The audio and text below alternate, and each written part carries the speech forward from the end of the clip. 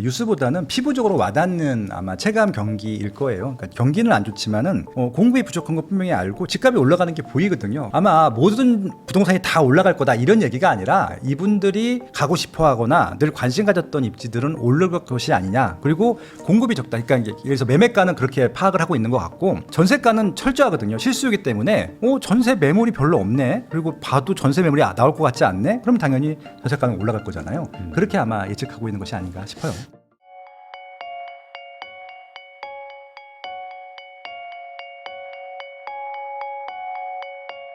김학렬 소장님하고 이야기 나누고 있는데요. 그러면 결국에는 지금 상황에서 전세도 원인이 아니고 그러면 이제 특히 말씀하신 재건축은 뭐 전세가는 똑같은데 막 매매가만 계속 올라가잖아요. 그럼 뭔가 다른 요인이 있을 것이다. 그 중에 아까 말씀하신 것처럼 수급, 이제 신축 선호도가 있는데 신축이 부족하고 집이 부족하니까 원래는 지금 신축이 막 올라가다가 신축이 이제 비싸지니까 신축이 될 재건축이 막 올라가잖아요. 지금 그렇죠. 그런 상황이라면 결국에 제일 핵심은 집이 부족하다 이거 아닐까요? 거기다가 플러스 알파로 똘똘한 한 채.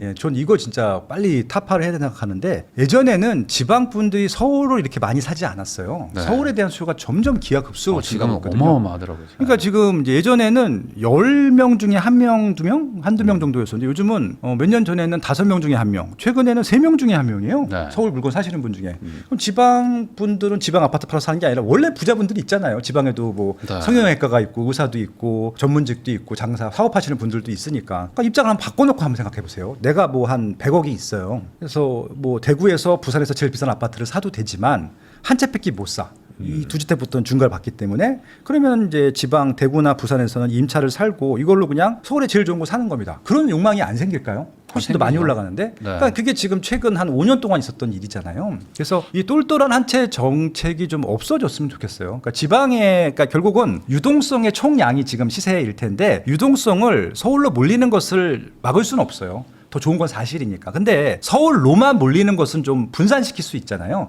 좀 주식으로 돈을 유동성을 빼려고 하는 것처럼 서울로 몰리고 있는 부동산 관련 유동성을 지방으로 조금 돌렸으면 하는 것들이 제 개인적인 바람이고 정책이 그렇게 나왔으면 좋겠다고 하는 것들이고요. 그래서 지방은 어차피 많이 올라봤자 서울을 역전할 수 없어요. 투기를 아무리 많이 해도. 예, 그래서 전 지방은 그냥 비규제로 가는 게 맞을 것 같고 그냥 뭐 이건 개수 제한, 금액 제한이 아니라 서울보다는 파격적인 혜택을 줘야지 수도권 이외 지역들은 좀 부동산으로 서울로 수도권으로 몰리고 있는 유동성을 가져갈 수 있다고 생각을 합니다. 네. 저도 최근에도 이제 대구분하고 얘기를 했는데 네. 대구분인데 자산이 많으세요. 근데 많겠죠. 서울에 이미 두 채를 가지고 계시더라고요. 근데 하나 더 사야 되는 거 아니냐. 요거 가지고 상의를 했거든요. 네. 하나 더 사야 된다. 그래서 대구에는 왜? 근데 대구는 뭐 별로 관심이 별로 없으신. 네. 그냥 어차피 뭐 대구는 뭐 우리 때까지만 있을 것 같다라는 생각들을 많이 하시는 게 점점 늘어났더라고요. 그렇죠. 그러다 보니까 이게 반대로 지방을 살리면 지방에서 돈 벌어서 또 서울 오는 거 아니냐 이런 걱정하시는 분들도 있거든요. 네네. 돌고 돌아 다시 서울로 오면 어떡하냐. 그러면 그럼에도 불구하고 좀 지방으로 돈을 좀 보내는 게 맞을까요? 그렇죠. 그러니까 저는 이제 무슨 얘기냐면은 지방도 집이 필요해요. 저도 이제 리서치를 많이 하다 보니까 한 채만 사게 하니까 이렇게 문제가 생기는 것들이거든요. 왜냐하면 지방 하나 사게 하면 돼요. 그러니까 지금 서울 2개 있고 지방 하나 있어도 하나도 붙잡아 두는 것들이잖아요. 근데 지방은 갖고 있어봤자 계속 문제가 되는 것들인데 조금이라도 거기 지방에 좋은 입지들, 좋은 아파트들은 올라간다는 것도만 보여줘도 그렇게 무지막지로 빠져나가지는 않고요. 그리고 이제 은퇴하신 분들을 가끔 뵀는데 지금 우리 또래만 하더라도 지방에서 올라오신 분들이 많아요. 대학생들도 서울서 이제 즉 대학 나오고 취직하신 분들도 지방이 고향인 분들도 있는데 은퇴하면 지방가 살아야지 하시는 분들도 있거든요. 근데 그들조차도 제가 뭐 조언이나 뭐 이런 것들을 해드릴 때 서울에 사놓고 가세요밖에 말씀 못 드리거든요. 지금 상황에서. 예, 근데 남자분들은 솔직히 집으로 부자가 되고 싶고 그런 생각들이 별로 없으세요. 근데 지방은 사놓으면 집값이 빠지잖아요. 그러다 보니까 이제 그냥 자신 있게 지방 사셔도 집값 빠지지 않으니까 자식들한테도 그냥 인플레이션 정도는 해지할 수 있게 좀 세팅이 가능할 겁니다라고 말씀드릴 수 있으면 좋겠어요. 그러면 그렇게 가실 수 있는 것들이기 때문에 그런 수요들도 꽤 많다는 것들만 좀 알아도 정책이 이렇게 나오진 않을까 생각됩니다. 그러면 결국에 그걸 위해서는 취득세 중과가 없어지고 그다음에 말씀하신 것처럼 보유세도 주택수가 아니라 그냥 총액으로 합쳐지면 거기다가 지방은 좀 혜택을 좀 더 줘야 될 것 같아요. 더 줘야 된다. 예, 예를 들어서 이제 지방 같은 경우는 좀 보유를 해야 되니까 취득세 면제 정도 해도 될 것 같아요. 취득세 면제. 예, 근데 당연히 뭐 보유세는 그런 거 종부세 같은 거 없애는 게 당연하고요. 그러면 좀 쉽게 접근할 수 있겠죠. 그러면 좀 갈까요? 어떻게 보세요? 왜냐면 이게 한번 기조가 이렇게 돼버리면 지금 와서 다시 지방이 올라가는 게 명확하게 보이지 않으면은 서울 쏠림 현상이 다시 이게 밑으로 내려가기 쉽지 않을 수도 근데 있을 것 지금 같은데. 너무 다주택을 오래 다주택 규제를 오래 하다 보니까 이런 문제가 거의 한 생겼는데 7, 8년 됐죠. 예, 저는 이제 그 예전에 보면 알잖아요. 그러니까 문재인 정부 때도 다주택 규제를 심하게 했었거든요. 그래서 서울 많이 점핑이 됐다가 이명박과 이제 박근혜 대통령 때 지방을 굉장히 많이 완화했었거든요.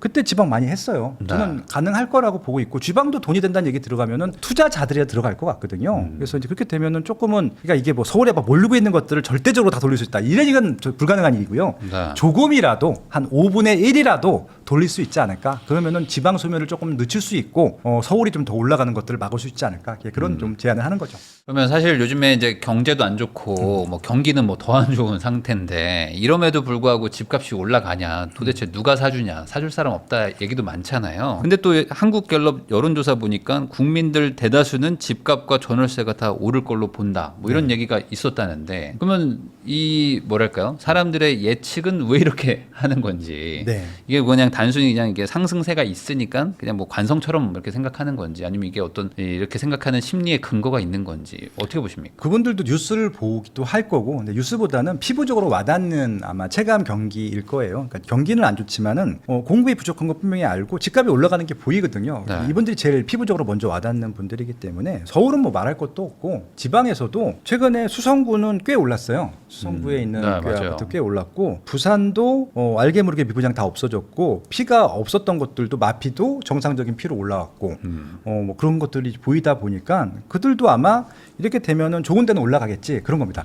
아마 모든 부동산이 다 올라갈 거다 이런 얘기가 아니라 이분들이 가고 싶어하거나 늘 관심 가졌던 입지들은 오를 것이 아니냐. 그리고 공급이 적다. 그러니까 이제 예를 들어서 매매가는 그렇게 파악을 하고 있는 것 같고 전세가는 철저하거든요. 실수요기 때문에 전세 매물이 별로 없네. 그리고 봐도 전세 매물이 나올 것 같지 않네. 그럼 당연히 전세가는 올라갈 거잖아요. 그렇게 아마 예측하고 있는 것이 아닌가 싶어요. 지방도 이제는 공급을 많이 했지만 네. 이제 시간이 지나가지고 이제 공급이 이제 거의 중단되는 지역들이 좀 늘어나고 있지 않습니까? 그렇죠. 뭐 예를 들어 뭐 울산 이런 데들은 제가 최근에도 한번 지방 강연 갔는데 울산 요즘 뭐 엄청 뜨겁다고 막 집을 몇 번 살려고 했는데 놓쳤대요. 네. 근데 작년 뭐 재작년에는 안 그랬거든요. 지금 뭐 지방 분위기는 어떻습니까? 지금 말씀하신 대로 울산이 제일 좋고요. 울산은 제가 작년 말부터 이제 매매가 전세가가 있는데 제가 전세 시세 보자고 말씀을 드렸었는데 지난 방송 나왔었도 전세가가 5개 구 모두가 다 플러스였어요. 다른 광역시들은 전세가가 계속 마이너스였는데 네. 울산은 전세가가 다 플러스였었거든요. 특히 제일 인기가 많은 이제 남구, 네. 신정동, 옥동 뭐 이런 데들이 인기가 많을 텐데 그 지역들은 계속 플러스가 있었고 빠졌다가 막 올라가는데 제일 먼저 반등을 했었고 그리고 신규 아파트 분양도 잘 됐고 기존에 있던 미분양들도 미분양이 없어져서 미분양 관리 지역도 해제가 되고 그럼 결국은 수요 대비 공급이 이제 맞고 이제 수요가 좀 올라가는 것들이 좀 느껴졌을 거거든요. 네. 그래서 이제 울산이 대표적인 예고요. 그렇다고 뭐 서울처럼 뭐 드라마틱하게 뭐 몇 억씩 올라오고 그런 건 아닙니다. 지금 이제 마이너스에서 플러스로 전환된 정도인데 요 아마 기조가 계속 지속될 것으로 일단 보이고요. 수성구가 있는 대구도 아까 수성구 위주로 말씀을 드렸고 최근에 되게 재밌는 결과가 있었는데 수성 아이파크 2차가 분양을 했어요. 지금 대구는 미분양이 굉장히 많습니다. 전국에서 광역시에서 제일 많을 거예요. 거의 한 9천 세대 가까이 되는데 기존에 이제 올해 분양했던 한 7개 사업장 정도가 있는데 평균 경쟁률이 1대1 정도 해요. 네. 분양 난 것도 있고. 근데 이제 수성 아이파크 2차는 79대 1이 나왔어요. 예, 그러니까 지방에서도 79대 1이 나온다고 하는 것은 뭐 어마어마한 경쟁률이거든요. 완판된 겁니다. 그런 것들. 네. 그래서 그만 보더라도 지방에서도 뭔가 입지가 좋고 가격 경쟁력이 있는 것들은 수요가 있구나를 알 수 있는 부분들이어서 지방도 생각보다 이제 가격이 자기 눈안에 들어오는 이 좋은 입지들 같은 경우는 조금씩 풀려나가고 있다고 보시면 될 것 같고 공급을 많이 안 한 좀 이유도 있고요.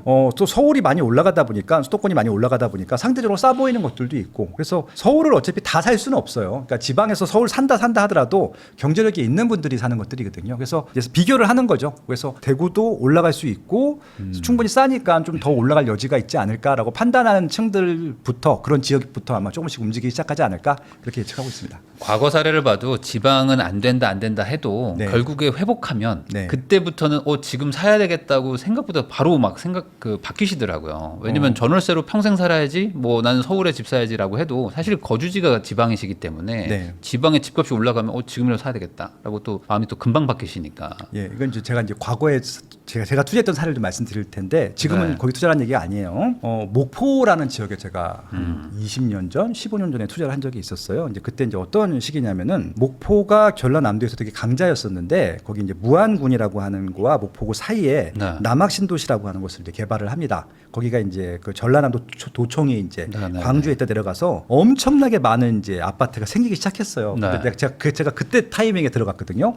왜냐하면 이제 아파트가 입주하니까 거기 이제 목포에 이제 상동이라고 하는 하당동이라고 네. 하는 입지가 제일 좋은 입지인데 정말 좋은 입주가 인기가 많았는데 빠지는 거예요. 왜? 입주 물량이 많으니까. 저는 이제 그걸 기회라고 봤거든요. 그때 이제 제가 그 하당동, 상동에 사러 갔더니 20평대가 1억에 1억. 네. 그게 또 5천에서 1억 올라온 거예요. 그때 쌌으니까. 중개업자분이 저한테 그러는 거예요. 이걸 왜 사냐는 거예요, 저한테. 예. 서울서 와서 실적을 잘 몰라서 그러는데 남학 신도시에 수만 세대가 들어온다 지금. 여기는 망했다. 근데 제가 그때 이제 그 1억 사가지고 9천만 원에 이제 전세 세팅하고 1,000원 갭 투자나 1,000만 원에 갭 투자한 거죠. 꽤 많이 샀어요. 근데 그 제가 얼마에 팔았냐면은 1억 5천에 팔았거든요. 네. 예, 그런 거거든요. 그러니까 이게 그러니까요. 그 입주장 끝나면 올라가요. 그러니까 네. 이게 실질적으로 신규 물량이 있다 하더라도 기존에 좋은 입지들은요, 학군 좋고 이런 데들은 기본적으로 수요가 다시 올라오는 시기가 분명히 있거든요. 근데 이게 지금 거기 사란 얘기 아니에요. 지금 거기는 이제 많이 낡았습니다. 네. 15년 전에는 덜 나갔어. 준신축이었었는데 지금 완전 낡은 지역이 됐는데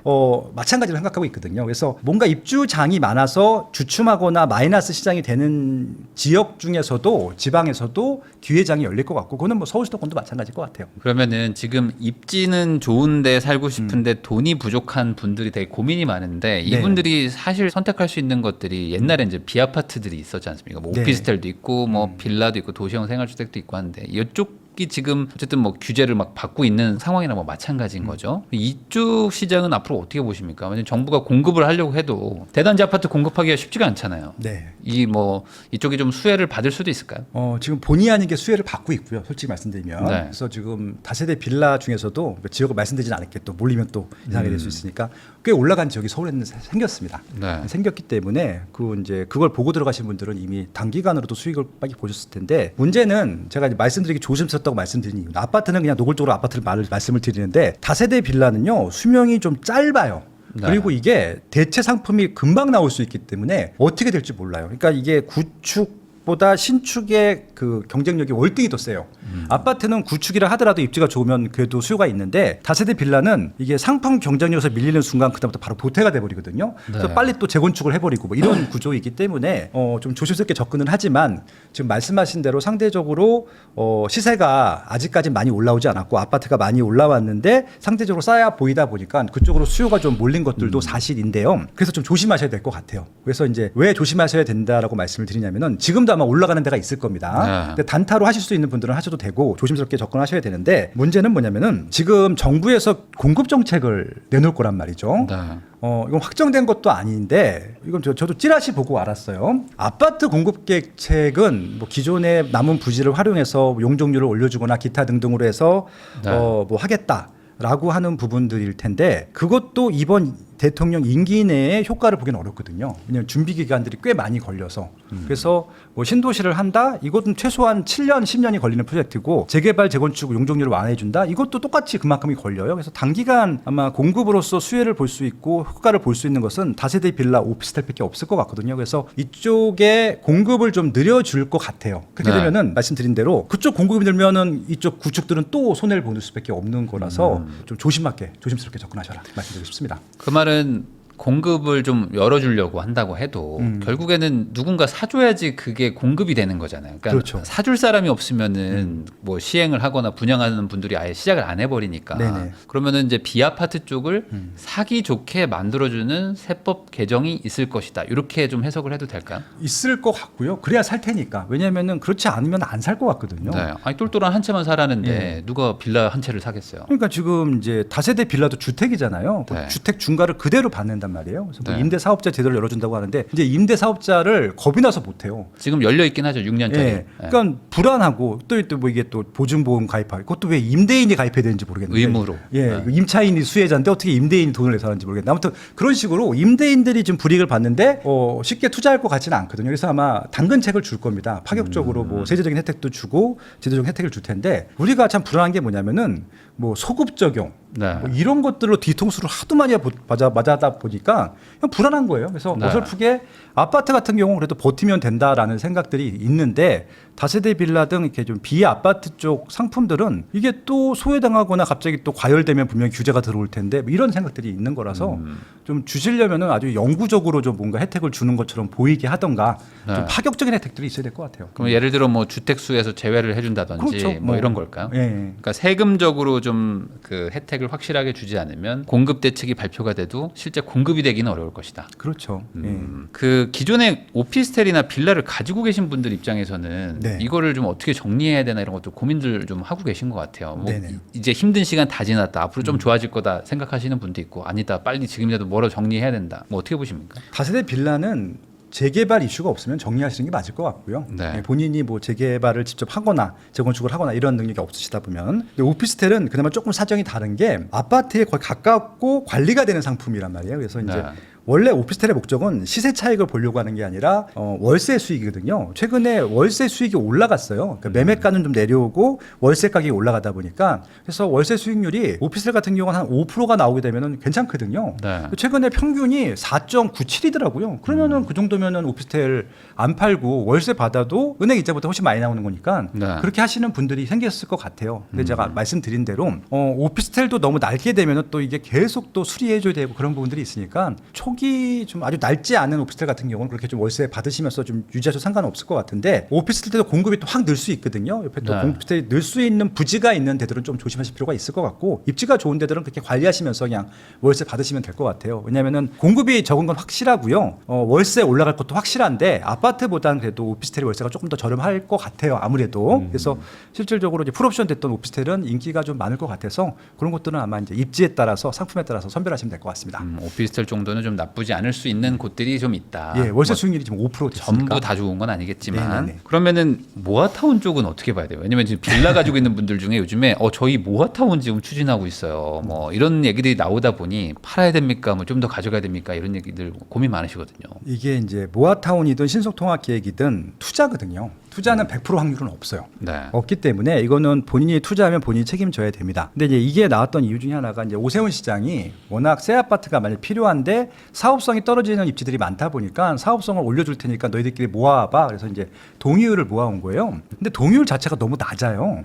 낮아서 저는 모아타운 같은 경우는 솔직히 조금 굉장히 보수적으로 봅니다. 그럼 예를 들어 뭐 우리 추진한다 해서 가격이 오르면 네. 좀 파는 것도 나쁘진 않겠다. 꼭 준공까지 끌고 가지 말고. 그러니까 이제 이걸로 돈을 버는 분들은 아주 명확합니다. 화가들이라고 하는 이제 분들이 있어요. 네, 맞아요. 구역을 그린 다음에 동의서를 막 모으고 다닙니다. 근데 그분들은 저는 100%라고 보는데 물건들을 다 사놨을 거야. 그림 그리기 전에.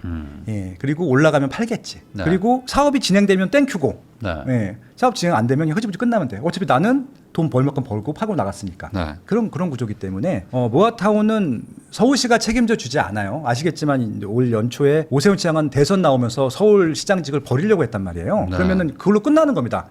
같은 정권 내에 같은 민주당, 같은 뭐 국민의힘의 다른 시장이 당선이 된다 하더라도 이걸 이어서 추진하느냐 그렇게 된 경우는 거의 못 봤거든요. 그래서 그 시장이 끝까지 책임져 주지 않는 정책들을 너무 맹신하는 것들은 저는 반대고요. 네. 모아타운은 기본적으로 사업성이 떨어지는 지역이었다는 것들을 절대 잊으시면 안 되고요. 동의율이 50%가 중요한 게 아니라 거기는 90%가 넘어도 돈 없으면 못 가요. 그러니까 내가 돈을 10원도 안 내는데 새 아파트를 준다. 그런 경우는 없어요. 그런 곳이었으면 재건축 재개발을 했겠죠. 그렇죠. 뭐 하더라도. 그래서 좀 네. 모아타운만큼은 정말 보수적이고 보수적으로 봐야 된다고 생각합니다. 좀 네. 조심을 해야 된다. 예, 예.